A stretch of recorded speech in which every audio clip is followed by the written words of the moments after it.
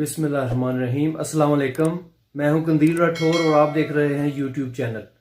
یہ کہانی ہے 3 آدمیوں کی جو بنی اسرائیل کے ایک شہر سے تھے۔ یہ تینوں آدمی سفر کے لیے نکلے۔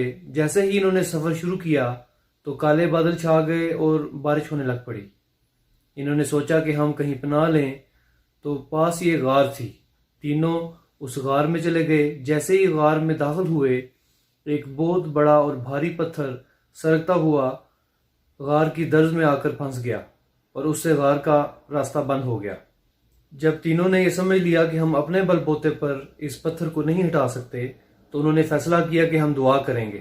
اور دعا کا طریقہ انہوں نے یہ اختیار کیا کہ ہم اپنی نیکی کو یاد کر کے اس کے وسیلے سے دعا کریں گے۔ چنانچہ پہلے شخص نے دعا کی۔ اس نے کہا کہ اے خدا، تو جانتا ہے کہ میں ایک احمق انسان تھا۔ میں اپنی بیٹیوں سے محبت نہیں کرتا تھا۔ نہ صرف یہ کہ میں ان سے محبت نہیں کرتا تھا، میں ان کو پیٹا کرتا تھا۔ ایک دن میں جب اپنی بیٹی کو پیٹنے لگا تو وہ میرے سامنے گھٹنوں کے بل بیٹھی اور اس نے کہا، میرے پیارے والد، خدا سے ڈریں۔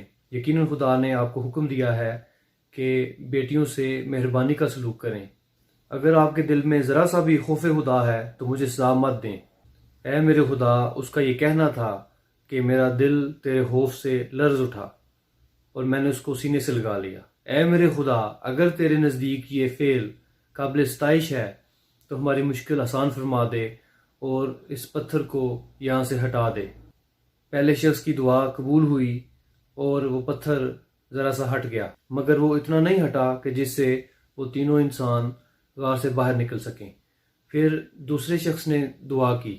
اس نے کہا، اے میرے خدا، میری والدہ ہے جو بوڑھی ہے اور بیمار ہے۔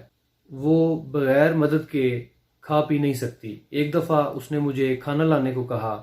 میں جب کھانا لے کر واپس آیا تو وہ سو چکی تھی۔ میں نے مناسب نہ سمجھا کہ میں اس کی نیند میں مغل ہوں، اس لیے میں اس کے بستر کے ساتھ ساری رات کھڑا رہا۔ جیسے ہی صبح ہوئی تو میں نے اس کو کھانا کھلایا۔ اے میرے خدا، اگر میرا یہ فعل تیرے نزدیک قابل ستائش ہے تو ہماری مشکل آسان فرما اور اس پتھر کو یہاں سے ہٹا دے۔ اس کی دعا قبول ہوئی اور مزید پتھر اپنی جگہ سے ہٹ گیا اور مزید راستہ بن گیا۔ تیسرے شخص نے دعا کی۔ اس نے کہا، اے میرے خدا، تو دلوں کے حال جانتا ہے۔ میں نے ایک شخص کو اجرت پر رکھا۔ جب وہ اپنا کام کر چکا تو میں اس کو اس کی اجرت دینے لگا۔ جب میں اسے اس کی اجرت دینے لگا تو اس نے اس سے زیادہ اجرت مانگی جو ہمارے درمیان طے پائی تھی۔ تو وہ مجھ سے ناراض ہو گیا اور وہاں سے چلا گیا اور اس نے اپنی اجرت بھی نہ لی۔ میں نے اس پیسے سے بھیڑیں خرید لیں اور ان کا خیال رکھا۔ کچھ سال گزرے تو وہ بھیڑیں زیادہ ہو گئیں۔ کچھ سال بعد وہ شخص میرے پاس آیا اور اس نے اپنی اجرت کا مطالبہ کیا۔ پہلے تو میں نے سوچا کہ میں اس کو اس کی اجرت نہ دوں، پھر میرے دل میں تیرا خوف آیا اور میں نے کہا کہ یہ ساری بھیڑیں جو ہیں یہ تیری اجرت ہے۔ وہ یہ سن کر بہت خوش ہوا۔ اس نے مجھے دعا دی اور ساری بھیڑیں لے گیا۔ اے میرے خدا، اگر میرا یہ فعل تیری نظر میں قابل ستائش ہے تو ہماری مشکل دور فرما۔ یقیناً تو ہی ہے جو مشکل کشا ہے۔ اس تیسرے شخص کی بھی دعا قبول کی گئی اور وہ پتھر وہاں سے ہٹ گیا، جس سے روشنی ہو گئی اور بارش بھی رک گئی۔ وہ تینوں شخص باہر نکلے اور اپنے سفر پر پھر روانہ ہو گئے۔